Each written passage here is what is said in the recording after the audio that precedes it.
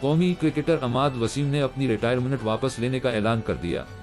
عماد وسیم نے social media پر جاری اپنے پیغام میں کہا کہ مجھے یہ اعلان کرتے ہوئے خوشی محسوس ہو رہی ہے کہ Pakistan cricket board PCB officials سے ملاقات کے بعد ریٹائرمنٹ پر دوبارہ غور کیا۔ عماد وسیم کا کہنا تھا کہ میں اپنی دستیابی کا اعلان کرتا ہوں، میں پاکستان ٹیم کے لیے دستیاب ہوں۔ عماد وسیم نے مزید کہا کہ میں پاکستان ٹی بیس اسکواڈ کے لیے دستیاب ہوں جو اس وقت ٹی بیس ورلڈ کپ کی طرف بڑھ رہا ہے۔ عماد وسیم نے ان پر اعتماد کرنے پر PCB کا شکریہ ادا کرتے ہوئے کہا کہ پاکستان ہمیشہ پہلے آتا ہے، ملک کے لیے اعزازات لانے کے لیے اپنا بہترین کھیل پیش کروں گا۔